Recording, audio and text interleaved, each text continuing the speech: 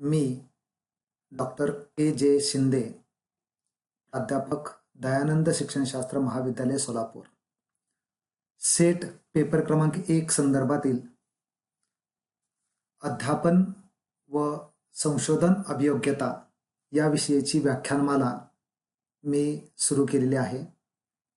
यामध्ये घटक क्रमांक 5 शी संबंधित माहिती व्हिडिओच्या माध्यमातून मी सादर करत आहे. पुनश्च एकदा आपणा सर्वांचं मनापासून स्वागत. मित्र हो, गणितीय तार्किकता आणि अभियोग्यता हा घटक क्रमांक 5 मध्ये मागील व्याख्यानामध्ये आपण अंक श्रेणी आणि अक्षर श्रेणी या विषयीची सविस्तर माहिती घेतलेली आहे. या व्याख्यानामध्ये आपण सांकेतिक भाषा व सहसंबंध याविषयी सविस्तर माहिती घेऊयात.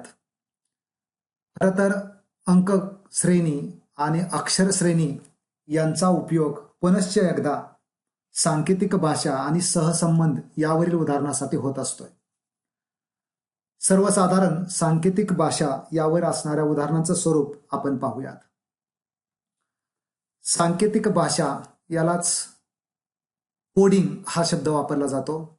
काही ठिकाणी कोडिंग आणि डिकोडिंग असे दोन्ही शब्द जोडून घेतले जातात. कारण सांकेतिक भाषा यावर आधारित असणाऱ्या उदाहरणामध्ये प्रामुख्यानं जी भाषा वापरली जाते ती सांकेतिक स्वरूपात असते आणि त्यामुळे साहजिकच त्याचं निसांकेतिकीकरण करणं म्हणजेच त्याला अर्थ लावणं अत्यंत आवश्यक असतं. मित्र हो, सांकेतिक भाषा ही अनेक संकेतामध्ये दाखवलेली असते. यामध्ये कदाचित अक्षर स्वरूपातील संकेत असतात, काही ठिकाणी अंक स्वरूपात असतात, काही ठिकाणी चिन्ह स्वरूपात असतात, काही ठिकाणी शब्द स्वरूपात, तर काही ठिकाणी वाक्य स्वरूपात हे संकेत असतात. या संकेतांना अर्थ देणं म्हणजेच निसांकेतीकरण करणं होय. या भाषेचा क्रम आकृतिबंध आपल्याला पहिल्यांदा नीट समजून घ्यावा लागतो. या भाषेतील जी काही पदं दिलेली असतात त्यांची तुलना करणं, तुलना करून त्यातील समान पदांचा शोध घेणं ही सर्वात महत्वाची विचार प्रक्रिया अपेक्षित असते. या सांकेतिक भाषेमध्ये सर्वसामान्य नियम आपल्याला प्रथम शोधावा लागतो आणि त्या नियमाचा वापर करून आपल्याला विचारलेल्या प्रश्नाचं उत्तर देता येतो. या सांकेतिक भाषेवरील उदाहरणे सोडवताना प्रामुख्यानं अक्षर श्रेणी आणि अंक श्रेणी याचा सुद्धा उपयोग जास्त प्रमाणात केला जातो. प्रथम आपण सांकेतिक भाषेच्या उदाहरणाचे प्रकार पाहूयात. या ठिकाणी काही उदाहरणांचे प्रकार तुमच्या समोर ठेवलेले आहेत. प्रामुख्यानं अक्षर, अंक, चिन्ह, शब्द इत्यादी संकेतावर आधारित सांकेतिक भाषेवरील उदाहरणांचे प्रकार निश्चित होतात. या ठिकाणी सर्वसाधारण 6 प्रकार सांकेतिक भाषेवर आधारित विचारले जातात. यामध्ये अक्षर किंवा वाक्य संकेत असतो, म्हणजे अक्षरांचा संकेत अक्षराच्या स्वरूपातच दिला जातो आणि त्या आधारे आपल्याला नवीन शब्द दिला जातो, त्यावर आधारित त्याचा अर्थ जोडायचा असतो. अंक संकेत यामध्ये प्रामुख्याने अंकाशी संकेत हा अंक स्वरूपातच दिला जातो आणि त्यावर आधारित उदाहरणे आपल्याला सोडावे लागतात. अक्षर अंक हे वरील 2 प्रकाराचे संमिश्र प्रकार म्हणता येईल. यामध्ये प्रामुख्यानं अक्षराला किंवा शब्दाला सांकेतिक भाषेचं रूपांतर करताना अंकांचा वापर केला जातो किंवा अंकांचे रूपांतरण शब्दामध्ये केले जाते. हे उदाहरण क्रमांक 3 या ठिकाणी तुम्हाला दिसेल. हाईड हा एक शब्द सांकेतिक भाषेत 10,11,67 अशा स्वरूपात दिलेला आहे. त्यावरून आपणास कोहली हा शब्दाचं अंकात्मक माहिती शोधावायची आहे, अंकात्मक संकेत म्हणूया तो शोधावायचा आहे. अक्षर चिन्ह संकेत हा एक सांकेतिक भाषेचा अजून एक प्रकार आहे की ज्यामध्ये अक्षरांना चिन्हांचा संकेत दिला जातो आणि त्यावर आधारित उदाहरणे आपणास सोडवायची असतात. काही ठिकाणी चिन्ह अंक संकेत दिला जातो, म्हणजे चिन्ह सुरुवातीला असतात आणि त्याचा सांकेतिक भाषेत रूपांतर करताना अंकांचा वापर केला जातो. आणि शेवटचा जो प्रकार आहे तो वाक्य अंक संकेत. यामध्ये काही ठिकाणी वाक्य असतात, त्याचं सांकेतिक भाषा अंकामध्ये असते. अजून एक प्रकार जो नेहमी वापरला जातो म्हणजे सबस्टिट्यूशन कोडिंग. म्हणजे काही ठिकाणी वाक्याची वाक्य दुसऱ्या कुठल्या तरी एक वेगळ्या भाषेमध्ये रूपांतरित केलेले असतात. तो प्रकारही अपवादात्मक परिस्थितीमध्ये वापर केला जातो. आता आपण प्रत्येक प्रकारानुसार काही उदाहरणं पाहूयात. उदाहरण क्रमांक 1. आता आपण सांकेतिक भाषेतील अक्षर अक्षर संकेत यावर आधारित उदाहरणे पाहूयात. उदाहरण क्रमांक 1 मध्ये सांकेतिक भाषा दिलेली आहे पहा. टॅप बरोबर SZO, तर फ्रीज बरोबर काय. आता या ठिकाणी आपणास फक्त विचार इंग्रजी वर्णाक्षरानुसार करायचा आहे. इंग्रजी वर्णाक्षरानुसार जर अक्षरं एका घरानं पुढे जात असतील तर +1, 2 घरानं पुढे जात असतील तर +2, आणि हाच क्रम जर उलट असेल, पाठीमागे येत असतील तर -1, -2, -3 या क्रमाने आपण तो क्रम पहिल्यांदा निश्चित करूयात. पहिलं अक्षर पहा, टी हे अक्षर आहे. टी अक्षर या ठिकाणी तुम्हाला दिसतंय पहा.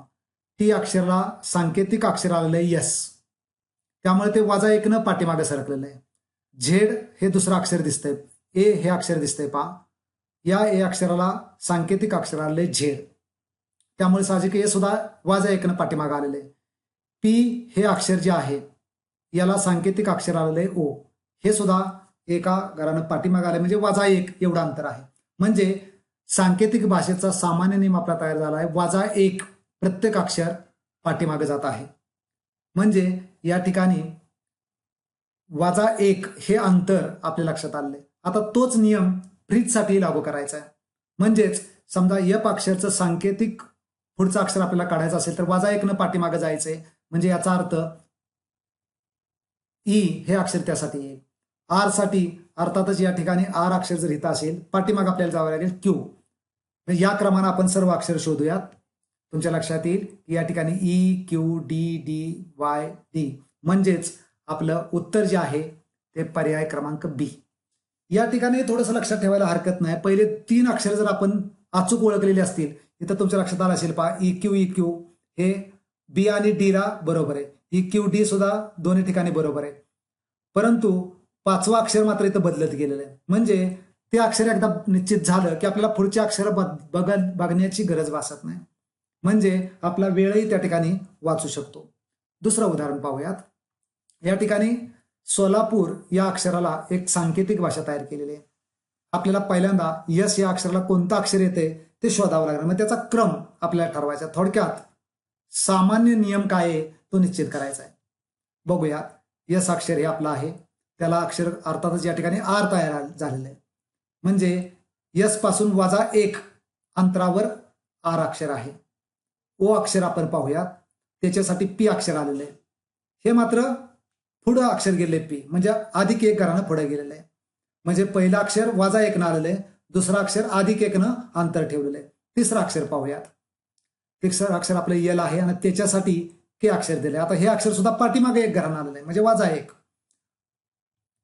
चौथं अक्षर पहा, ए अक्षर आहे आणि त्याची सांकेतिक अक्षर आलेलं बी आलेलं आहे, म्हणजे ते +1 न पुढे गेलेलं आहे. म्हणजे अल्टरनेट स्वरूपात अंतर तयार झालेलं आहे पहा प्रत्येक अक्षरामध्ये. पहिल्यांदा -1चं तर दुसरं अक्षर लगेच +1चं, पुन्हा -1 +1, म्हणजे सामान्य नियम आपला तयार झालेला आहे. हा सामान्य नियम एकदा तयार झाला की बाकीच्या गोष्टी अत्यंत सोप्या आहेत. आपल्याला आता पंढरपूर अक्षराचं सांकेतिक शब्द शोधायचा आहे. म्हणजे पी साठी पहिल्यांदा -1 आपल्याला घर बघावं लागेल, म्हणजे ओ ना अक्षर ते सुरू झालेलं असणार आहे, म्हणजे ओ हे अक्षर असणार आहे. ए याच्यासाठी +1 म्हणजे बी अक्षर असणार आहे. ओ बी ही सांकेतिक, म्हणजे आता या ठिकाणी ए आणि सीच पर्याय फक्त निश्चित झालेले आहेत, बाकीचे पर्याय आपल्याला बघायची गरज नाही. आता यन अक्षरासाठी कोणतं अक्षर बघावं लागेल आपल्याला, पुन्हा मागं जावं लागेल आपल्याला यम, म्हणजे या ठिकाणी दोन्ही ठिकाणी अजून सारखं आलेलं आहे पहा.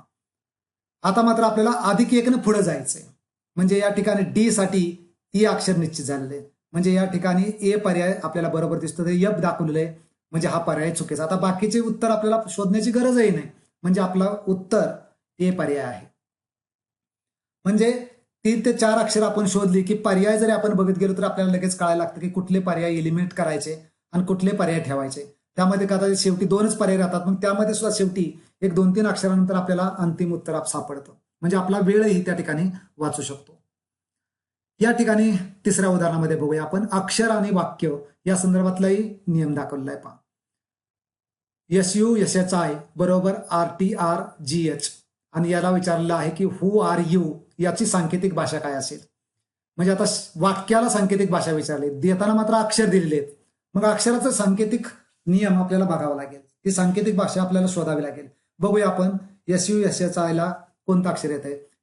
यस अक्षरासाठी आर दिलेलं आहे पहा, म्हणजे पाठीमाग आलोय आपण. यू अक्षराला या ठिकाणी दिसतोय पहा टी अक्षर आलेलं आहे, म्हणजे पुन्हा पाठीमाग आलोय. म्हणजे प्रत्येक अक्षर पाठीमाग आलेले वाजा एक ना, म्हणजे हा नियम आपला या ठिकाणी तयार होतोय पहा, वाजा एकचा. अत्यंत सोपं काम आहे. एकदा सामान्यीकरण आपण केलं की पुढचा नियम बनवणं खूपच सोपं काम होतं. म्हणजेच WHO ला सुद्धा आपल्याला तेच करावं लागणार आहे. WHO साठी प्रत्येक अक्षर एक एकनं मागं जावं लागेल. डब्ल्यूचं एक अक्षर या ठिकाणी डब्ल्यू आहे, एक अक्षर मागं म्हणजे व्ही असणार आहे. एचचं एक अक्षर पाठीमागं म्हणजे जी असणार आहे. ओचं एक अक्षर पाठीमागं म्हणजे एन असणार आहे. म्हणजे VGN हे पहिलं अक्षर आपलं निश्चित झालंय WHO साठी. त्यामुळे आता पुढचे अक्षर आपल्याला बघायचीही गरज भासणार नाही, कारण तेवढेच 3 अक्षर या ठिकाणी निश्चित झालेत. उरलेले अक्षर ऑटोमॅटिकली आपल्याला शोधता येतील. म्हणजे ए पर्याय आपला बरोबर आहे. एवढाच उत्तर मी शोधून ठेवलेलं आहे. बाकीचंही तुम्ही सरावानं शोधू शकाल. वेळ वाचवण्यासाठी आपण पुढचं पाहण्याची गरज भासत नाही. चौथं उदाहरण आपण पाहूया. या ठिकाणी आता अक्षराची वर्णमाला निश्चित केली जात नाही, लक्षात घ्या. काही वेळेस असंही उदाहरण देतात की त्यामध्ये त्या अक्षरामधलाच क्रम पुढे मागा केला जातो. म्हणजे ती सांकेतिक भाषा आपल्याला शोधावी लागते. आणि ती सांकेतिक भाषा जर शोधली तर कदाचित पुढच्या अक्षरासाठी किंवा पुढच्या शब्दासाठी आपल्याला लगेच उत्तर शोधता येतं. बघूया आपण इराण आणि रीना हे अक्षर कशी तयार झाली ते आपण पाहूयात. पहा, इराण IR आणि रीना. आता निरीक्षण केलं तुमच्या लगेच लक्षात येईल. पहा, आय इथं आलेला आहे, आर इकडे आलं, म्हणजे क्रॉस झालेला आहे. फक्त पहिली 2 अक्षरे एकमेकाला क्रॉस झालेली आहेत.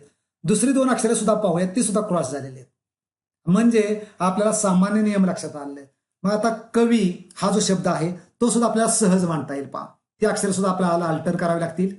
म्हणजे या ठिकाणी AKIV हा आपला पर्याय आहे. म्हणजे आपलं उत्तर ऑप्शन ए आहे. पहा, अत्यंत सोपं काम आहे. अक्षरांची रचना पुढं मागं कशी केलेली एवढीच आपल्याला शोधायचे. जर आपल्याला वर्णाक्षरानुसार क्रम निश्चित होत नसेल तर. अजून एक उदाहरण पाहूया. यामध्ये कॅलेंडर हा एक शब्द दिलेला आहे पहा, आणि त्याच्या अनुषंगानं तुम्हाला सर्क्युलर या शब्दाची सांकेतिक भाषा शोधायची, सांकेतिक शब्द शोधायचा आहे. बघूया आपण. इथं सुद्धा तुम्हाला वर्णाक्षरानुसार कुठले शब्द दिसतात, कारण C बरोबर Cच पुढे आलेले दिसतंय, A बरोबर L आलेले, त्यामुळे कुठलेही सांकेतिक वर्णाक्षर क्रमानुसार नाही. म्हणजे या ठिकाणी अक्षराचीच रचना आपल्याला शोधावी लागेल. आपण अक्षर मांडून घेऊयात. मी मुद्दाम ते हायलाइट अक्षर केलीत पहा. कॅलेंडर याचं सांकेतिक भाषा इथं तुम्हाला खाली दिसते पहा. तुमच्या लगेच लक्षात येईल पहिलं अक्षर C इथं पुन्हा C चाललंय सांकेतिक भाषेत. इथं R पुन्हा R चाललंय, म्हणजे पहिलं आणि शेवटचं अक्षर सेम राहिलेलं आहे. त्यानंतर AL आणि इथं LA पहा, यामध्ये अल्टरनेट केलेले AN NA DE ED, म्हणजे अल्टरनेट अक्षरामधली जोड पेअर मधली जी अक्षरं आहेत ते अल्टरनेट केलेत. म्हणजे आपल्याला सामान्य नियम लक्षात आला. लक्षात घ्या, या ठिकाणी पहिलं आणि शेवटचं अक्षर तेच ठेवायचं आणि मधली जी पेअर मधली अक्षर आहेत ती मात्र अल्टर करत जायची. या नियमानं आपण सर्क्युलर हा शब्द बघूया. पहा, C अक्षर पुन्हा तसं राहिलं, R अक्षर तसंच राहिलं, IR RI झालं, CU UC झालं. या क्रमानं आपल्याला आपलं उत्तर जे आहे ते लगेच निश्चित झालं, ऑप्शन B. म्हणजे या ठिकाणी सुद्धा त्या अक्षरांची रचना कशी आहे एवढं आपण शोधलं, त्याचं स्थान कसं आहे की लगेच आपल्याला ती सांकेतिक भाषेचा नियम तयार होतो. नियम तयार झाला की आपल्याला प्रश्नाचं उत्तर शोधणं खूप सोपं जातं. पुढचा प्रकार आपण बघूया, अंक संकेत. हा सुद्धा आपण अंक श्रेणीमध्ये काही प्रमाणात पाहिलेला होता. अंक श्रेणीचे बरेचसे नियम इथं पुन्हा लागू होतात. पहिलं उदाहरण तुम्हाला या ठिकाणी दिसेल. तुमच्या लक्षात येईल की या ठिकाणी 35,796 याला 44,887 अंक दिलेला आहे. तो कसा तयार झालेला आहे तो इथं खालच्या बाजूला मांडलेला आहे पहा. 3 मध्ये किती मिसळल्यानंतर 4 येत आहे, 5 मध्ये किती मिसळले किंवा कमी केल्यानंतर 4 येत आहे. म्हणजे इथं तुमच्या लक्षात आलं असेल की हा नियम आहे मधला. हा नियम म्हणजे अधिक 1 वजा 1 अधिक 1 वजा 1 अशा पद्धतीने काय केलंय, तो नियम तयार झालाय. आता हाच नियम तुम्हाला या अंकासाठी लागू करायचा आहे. 46,823 तिथे अधिक 1 वजा 1 अधिक 1 वजा 1 म्हणजे सामान्य नियम एकदा तयार झाला की तुमचं उत्तर शोधणं अत्यंत सोपं काम होतं. म्हणजे तुमचं उत्तर जे आहे ते या ठिकाणी तुमच्या लक्षात आलं असेल की पर्याय क्रमांक 1 55,914 हा पर्याय तुमचा बरोबर आहे. आणखी एक उदाहरण पाहूयात. या ठिकाणी गुणाकाराच्या स्वरूपात काही मांडणी केलेली तुम्हाला दिसते. 7 गुणिले 5 बरोबर रोमन अंक किती दिला आहे तर 8 दिलेला आहे. 5 गुणिले 6 बरोबर रोमन अंक 3 दिलेला आहे. मग आता या ठिकाणी गुणाकाराची क्रिया करत असताना तो 8 अंक कसा येतोय बरं, तो आपल्याला शोधावा लागेल. 7 आणि 5 मध्ये गुणाकार करूनही बघूया, त्याची बेरीज करूनही बघूया, भागाकार करूनही बघूया. असं अनेक बैजिक क्रिया जर वापरून बघितल्या तर आपल्याला सामान्य नियम शोधणं अत्यंत सोपं काम जातं. लक्षात घ्या. बघूया आपण. 7 गुणिले 5 आपण 35 केलं. त्या दोन अंकांची जर बेरीज केली तर 8 लगेच दिसते आपल्याला. 6 गुणिले 5 केलं 30 येते. 3 आणि 0ची बेरीज केली 3 येते. आपला इथं 3 रोमन अंक आलेला आहे. आता मग 9 गुणिले 4 36 येणार आहे. 36 मधल्या 3 आणि अंक 6 म्हणजे दशक स्थान आणि एकक स्थानच्या अंकांची बेरीज आपल्याला करायची. 9 हा 9 अंक रोमन स्वरूपात इथं लिहिला दिसतोय पहा. म्हणजे आपला पर्याय क्रमांक बी या ठिकाणी बरोबर आहे. म्हणजे या ठिकाणी गुणाकार, भागाकार, बेरीज या बैजिक क्रियांचा वापर करून सांकेतिक नियम काय तयार होतोय का, सांकेतिक भाषेमध्ये सामान्यीकरण आपल्याला करता येते का, हे आपल्याला शोधणं खूप महत्वाचं आहे. आता अंक संकेतामध्ये अजून एक उदाहरण तुमच्या समोर दिसतंय पहा. या ठिकाणी 245. आता या ठिकाणी गुणाकार क्रिया करूनही एवढी मोठे अंक तयार होणार नाहीत. तर या ठिकाणी काही वर्ग किंवा काही घन याचा संबंध येतोय का आपण शोधूयात. पहा, मी अंक मुद्दाम त्रोटक स्वरूपात मांडलेले तुम्हाला या ठिकाणी दिसत आहेत. 245 आणि खाली 416.25 जे आपल्याला इथं सांकेतिक भाषेत दिलेलं आहे. आणि मग आता नातं जोडण्याचा आपण प्रयत्न करू. 2 आणि 4 मध्ये काय नातं येतंय का, 4 आणि 16 मध्ये काय येतंय का, 5 आणि 25 जे पाठीमागेही आपण पाहिलं होतं की वर्ग संख्या आपल्या पाठ पाहिजे आहेत. मग ह्या वर्ग संख्या दिसत आहेत पहा. म्हणजे या ठिकाणी ह्या मूळ संख्यांचं काय केलंय, या ठिकाणी तयार केलेली सांकेतिक भाषा आहे ते वर्ग करून केलेली आहे. म्हणजे आपल्याला सामान्य नियम तयार झालाय. 216चे उत्तर आता शोधणं मला वाटतं अत्यंत सोपं काम आहे. 2चा वर्ग करावा लागेल, 1चा वर्ग करावा लागेल, 6चा वर्ग करावा लागेल. मांडूया आपण. 2चा वर्ग 4, 1चा वर्ग 1, 6चा वर्ग 36. म्हणजे या ठिकाणी 4136 म्हणजे पर्याय ए हा आपला बरोबर आहे.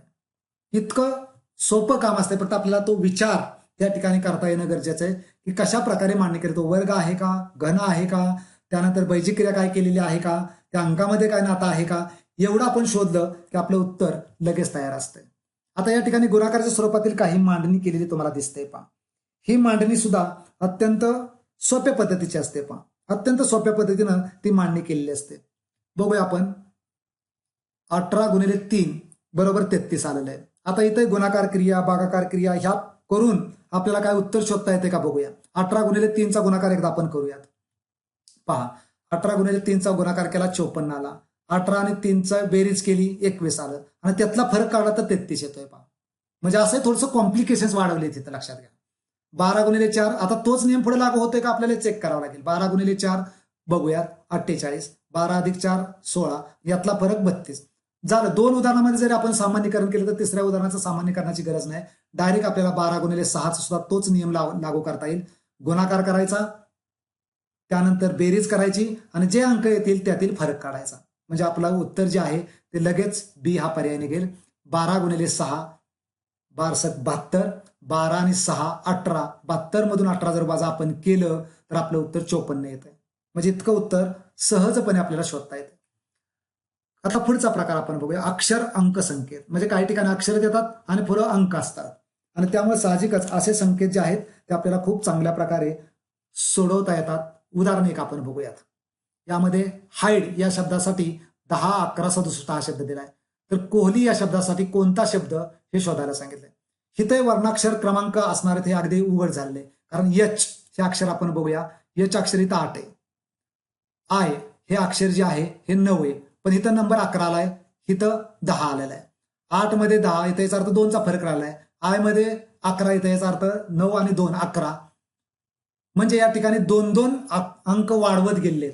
म्हणजे सामान्य नियम आपल्या सहज लक्षात आलाय पहा. हाईड या ठिकाणी एच 10, आय 11, डी 6, 7 म्हणजे इथं आपल्याला वर्णाक्षरानुसार बघत जर गेलो तर +2चा नियम इथं तयार झालाय पहा.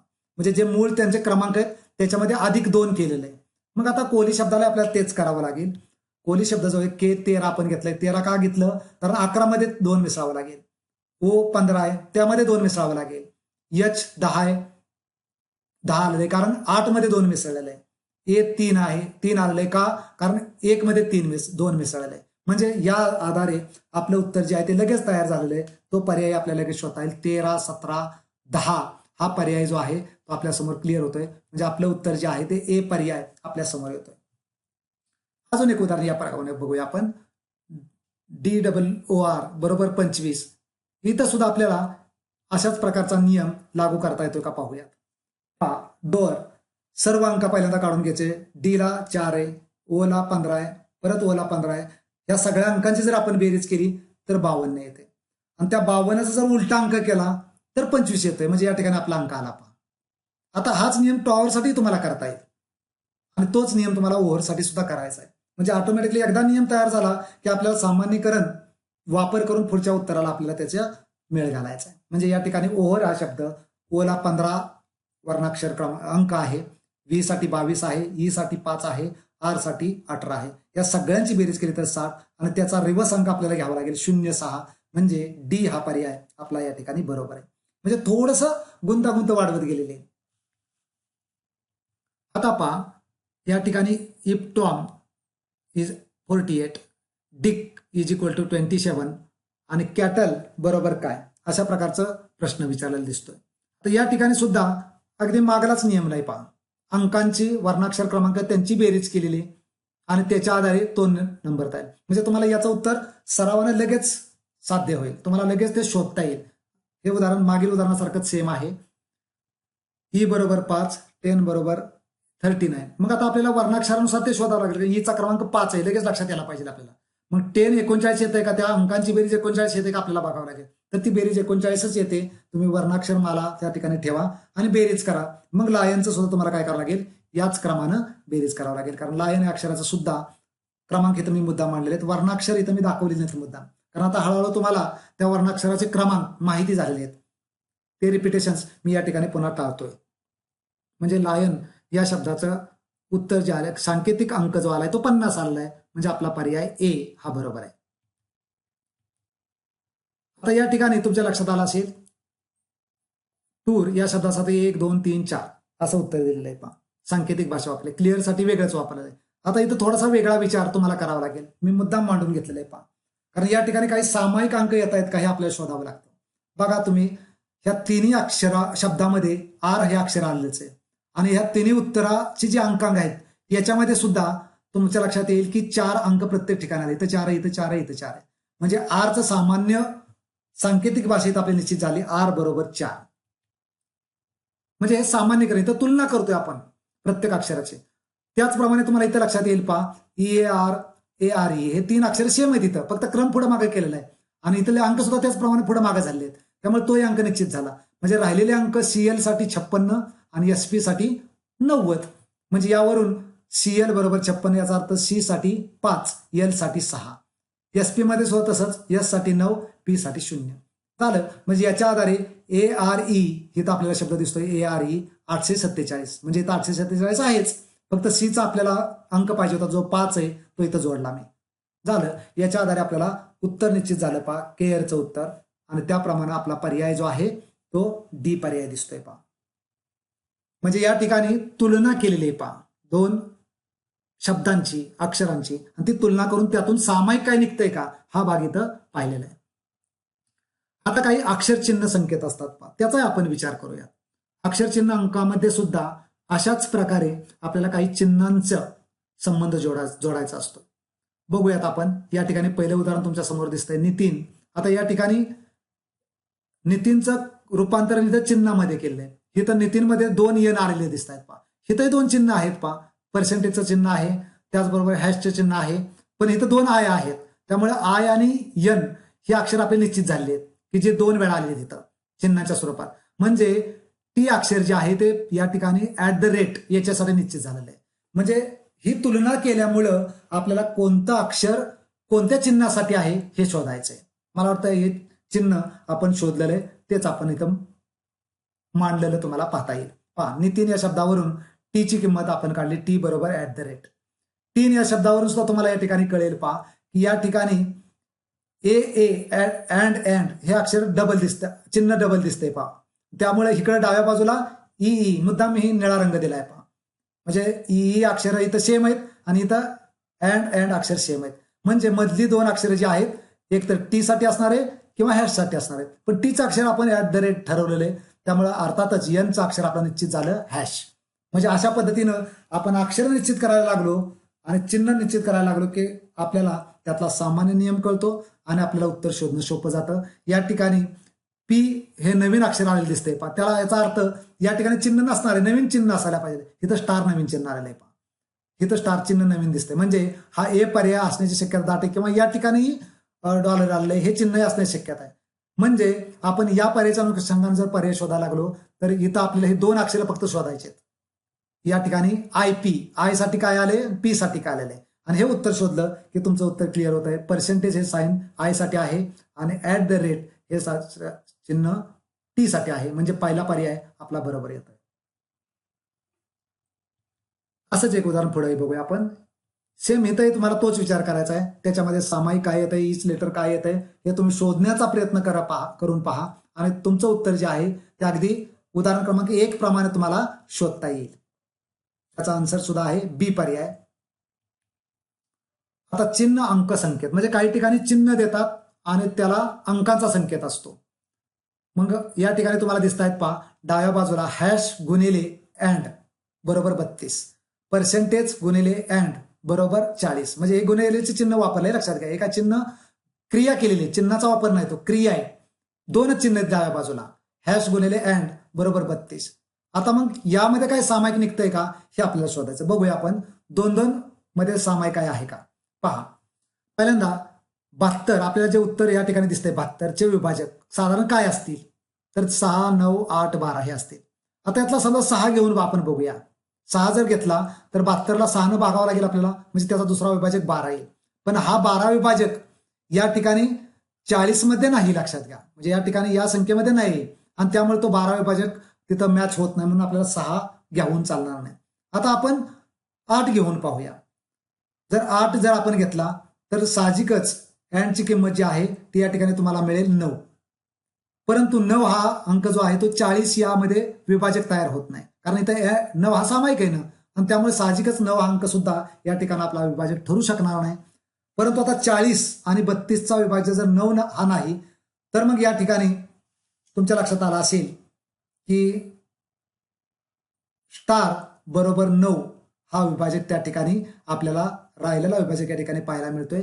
9 घेतल्यामुळं 72चा दुसरा विभाजक 8 आहे, तो या ठिकाणी आहे आणि या ठिकाणी आहे, आणि त्यामुळे साहजिकच आपलं उत्तर जे आहे ते स्टार साठी 9 हे उत्तर आलेलं आहे. म्हणजे अशा प्रकारे तुम्हाला विभाजक शोधून सांकेतिक भाषा निश्चित करावी लागते. म्हणजे आन्सर डी हे आपल्याला या ठिकाणी पाहायला मिळते. असंच सेम उदाहरण तुमच्या समोर ठेवले. हे उदाहरण सुद्धा तुम्ही सहज अगदी सोडवू शकाल. या ठिकाणी गुणाकार क्रिया केलेली 40 आणि 72 मध्ये सामायिक अवयव आहे का तो आपल्याला पहिल्यांदा शोधायचा. अँड बरोबर 8 त्यातून आपल्याला निघते. पहा ह्या दोन्हीमध्ये सामायिक अवयव अँड आहे, इथं दिसतोय पहा अँड आणि त्यामुळे दोन्हीमध्ये सामायिक अवयव कुठला यायला पाहिजे तर तो 8 आहे, कारण 8 45, 8 9 72, म्हणजे 8 हा अवयव सामायिक आहे. म्हणजे स्टारची किंमत पुन्हा एकदा या ठिकाणी 9 आलेली दिसते. म्हणजे थोडंसं गुंतागुंतीचं उदाहरण होतं. काही ठिकाणी तुम्हाला वाक्य दिली जातात. या ठिकाणी पहा मुंबई इज अ कॅपिटल आणि त्याच्यामध्ये 3 अंक दिलेत. पुन्हा कॅपिटल आर ब्युटिफुल, तिथे पुन्हा 3 अंकी संख्या दिलेली. आता या ठिकाणी तुम्हाला काय करायचंय पहा, पहिले 3 शब्दासाठी 3 अंक आहेत, दुसऱ्या वाक्यामध्ये 3 शब्द आहेत त्याच्यासाठी पुन्हा 3 अंक आहेत. म्हणजे प्रत्येक ठिकाणी तुम्हाला काय केले 3 अंक आणि 3 शब्द याचं नातं जोडलेलं आहे. पहिल्यांदा आपण सामायिक काही शब्द निघतात. समजा 1 आणि 2 वाक्यामध्ये Mumbai is capital are beautiful ह्या 2 वाक्यामध्ये आपल्याला काय सामायिक दिसतंय का पहा कॅपिटल शब्द सामायिक आहे. मग सामायिक शब्द असेल तर अंकामध्ये सामायिक असायला पाहिजे. इथं आहे पहा 9 सामायिक आहे, म्हणजे कॅपिटलचा अंक सांकेतिक भाषा इथं 9 अंक आला. अत्यंत सोपं काम आहे. असंच तुम्हाला दुसरं वाक्य आणि तिसऱ्या वाक्यामध्ये सामायिक बघता येईल. Capital are beautiful, Mumbai is beautiful, म्हणजे या ठिकाणी ब्युटिफुल शब्द सामायिक आलेला आहे. म्हणजे ब्युटिफुल सामायिक असेल तर अंकामध्ये सामायिक काय दिसतोय का बघूया आपण. इथं 5, 6 आणि 6 या ठिकाणी सामायिक आहे. म्हणजे ब्युटिफुल या शब्दासाठी सांकेतिक अंक 6 निघाला. झालं आपलं उत्तर. आपल्याला जे हवं होतं ते 2 आपण काढून घेतले. कॅपिटलचं 9, मुंबईसाठी 5, ब्युटिफुलसाठी 6. आपल्याला कॅपिटल आणि ब्युटिफुल हे 2 शब्द पाहिजे होते. 9 आणि 6 हे अंक त्याचे सांकेतिक मिळालेले आहेत. म्हणजे या ठिकाणी 96 हा अंक आपला तयार झाला, जो कॅपिटल ब्युटिफुल या शब्दासाठी आहे. आता या ठिकाणी वाक्य अंक संकेता संदर्भातील पहिलं उदाहरण आपण बघितलं. दुसरंही ही तर अगदी तोच विचारायचे की तुम्हाला वाक्य आणि अंक याच्यामध्ये सामायिक काय निघतंय का हे शोधायचंय. Leaves are green, green is good. आता या ठिकाणी ग्रीन ग्रीन शब्द तुमच्या लक्षात येईल की सेम आहे. म्हणजे तुम्हाला अंक सुद्धा या ठिकाणी सेम बघावे लागतील. 4-4 म्हणजे याचा अर्थ ग्रीनसाठी 4 हा अंक निश्चित झाला. याचप्रमाणे तुम्ही बाकीचे अंक शोधू शकाल आणि त्या आधारे उत्तर काढणं तुम्हाला सहज सोपं जाऊ शकेल. म्हणजे आपलं उत्तर जे आहे ते 7 या ठिकाणी येत आहे सामायिक शोधल्यानंतर. आता आपण सहसंबंधावर आधारित काही उदाहरणे पाहूयात. उदाहरण क्रमांक 1चं निरीक्षण केल्यानंतर तुमच्या लक्षात येईल की 49, 121, 361. 49 आणि 121 ह्या वर्गसंख्याच आहे. 361 सुद्धा वर्गसंख्याच आहे आणि त्यामुळे साहजिकच ह्या वर्गसंख्या पहिल्यांदा आपल्याला मांडून घ्याव्या लागतील. 7चा वर्ग, 11चा वर्ग. 7 नंतर 11 का निवडलेले हे आपल्याला शोधावं लागेल. म्हणजे याचा अर्थ ह्या मूळ संख्या दिसत आहेत. 7 आणि 11 ह्या मूळ संख्या आहेत. म्हणजेच 19 सुद्धा मूळच आहे. मग 19च्या पुढची सलग मूळ संख्या आपल्याला शोधावी लागेल. ती 23 असणार आहे. म्हणजेच 23चा वर्ग आपल्याला या ठिकाणी विचारात घ्यावा लागेल आणि तो वर्ग जो आहे तो 529. म्हणजे आपला पर्याय ए हे उत्तर बरोबर आहे. या ठिकाणी पहा, निरीक्षण केल्यानंतर लगेच लक्षात येतं की 196, 256 हे वर्गसंख्या आहेत. म्हणजे आपण एवढंच लक्षात ठेवायचंय की दिलेल्या उदाहरणातील संख्यामधील जो संबंध आहे तो वर्ग आहे का घन आहे का त्याच्यामध्ये काय वेगळ्या प्रकारचं नातं आहे हे आपल्याला शोधायचं असतं. आणि ते शोधून तिसरं जे पद दिलेलं आहे त्याला तेच नातं पुन्हा जोडायचं असतं. बघूया आपण. या ठिकाणी पहा, 196 14चा वर्ग, 256 हा 16चा वर्ग म्हणजे 2चा फरक आहे. मग 18 मध्ये सुद्धा 2चा फरक ठेवून म्हणजेच 20चा वर्ग करावा लागेल. 20चा वर्ग 400 म्हणजे आपला पर्याय जो आहे तो बी हा या ठिकाणी बरोबर आहे. सहसंबंधावरील हे दुसरं उदाहरण पहा. या ठिकाणी पहा 441, 361 ह्या संख्या आपण जर बघितल्या तर या ठिकाणी या संख्या सुद्धा वर्गसंख्याच आहेत. थोडेसे मोठे वर्ग आहेत. 21चा वर्ग, 19चा वर्ग. पण आता या ठिकाणी नातं उलटं झालंय पहा. 21, 19 म्हणजे 2च्या फरकानं कमी झालेलं आहे पहा. म्हणजे पुढचं 729 हा 27चा वर्ग आहे. म्हणजे या ठिकाणी आपल्याला संख्या 2 न कमी घ्यावी लागेल. 25चा वर्ग म्हणजेच 625 हे उत्तर आपलं बरोबर आहे. सी पर्याय. या ठिकाणी तुमच्या लक्षात येईल 225, 400 वर्गसंख्या आहेत. म्हणजे नातं जोडायला अत्यंत सोपं काम आहे. 225 हा 15चा वर्ग, 400 हा 20चा वर्ग, 5चा फरक दिसतोय. मग 25 आणि 5चा फरक म्हणजे 30चा वर्ग आपल्याला घ्यावा लागेल. म्हणजे 900 पर्याय डी हे त्याचं उत्तर आहे. म्हणजे असंच सेम घनासाठी सुद्धा असणार आहे, लक्षात घ्या. तोही विचार तुम्ही करायला हरकत नाही. म्हणजे वर्ग जर नसेल तर घन असू शकतो किंवा त्याच्यामध्ये कदाचित बेरीज करून संख्या घेतली जाते किंवा वर्ग करून बेरीज घेतली जाते, जे आपण अंक श्रेणीमध्ये पाहिलं होतं. आणि तोच विचार इथं पुनश्च एकदा करायचा आहे. आता इथं थोडासा वेगळा विचार आलेला आहे. 5 आणि 37 इथं वर्गसंख्या नाहीत, पण वर्गसंख्येच्या अनुषंगाने काही बदल केलेले दिसत आहेत. पहा 5च्या पुढची संख्या 6, 6चा वर्ग अधिक 1 37 संख्या येते. आता याचप्रमाणे तुम्हाला 7च्या पुढची संख्या घ्यावी लागेल. 8, 64 तिचा वर्ग आणि त्यामध्ये 1 मिसळावं लागेल. म्हणजे तुमचं उत्तर जे ते 65. म्हणजे अशा पद्धतीने तुम्हाला काय करावं लागेल, उत्तर शोधावं लागेल. वर्गामध्ये एक संख्या मिसळलेली आहे पण तोही वर्ग त्या संख्येचा घेतलेला नाही, तर त्या संख्येपुढचा म्हणजे 5च्या पुढची संख्या, म्हणजे हा सामान्य नियम आपल्याला पहिल्यांदा नीट लक्षात घ्यावा लागेल. 125, 216 इथंही तुम्हाला त्याच पद्धतीने विचार करावा लागेल. 125 म्हटलं की घन आहे तो, 216 सुद्धा घन आहे, 5चा घन आहे, 6चा घन आहे. याचाच अर्थ 1331 हा सुद्धा घन असायला पाहिजे, तो 11चा घन आहे. इथं 1चाच फरक पडलेला आहे. म्हणजे 11 मध्ये सुद्धा 1चाच फरक म्हणजे संख्या 12, 12चा घन. म्हणजे या ठिकाणी तुमचं उत्तर जे आहे ते ऑप्शन सी या ठिकाणी उत्तर बरोबर येतं. मित्र हो, याच पद्धतीनं आपल्याला पुढील उदाहरणे सोडवता येतील. आज आपण सहसंबंध आणि त्याचबरोबर सांकेतिक भाषा यावर आधारित काही उदाहरणं पाहिली. मला खात्री या उदाहरणाचा सराव केल्यानंतर तुम्हाला अधिक माहिती प्राप्त होऊ शकेल आणि या प्रकारच्या उदाहरणावरील हक्काचे गुण तुम्ही सहज प्राप्त करू शकाल.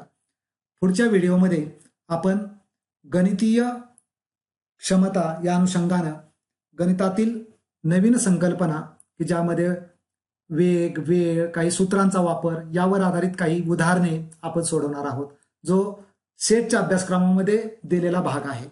मॅथमॅटिकल रिझनिंगचा उर्वरित भाग आपण पुढच्या व्हिडिओमध्ये पाहणार आहोत. धन्यवाद.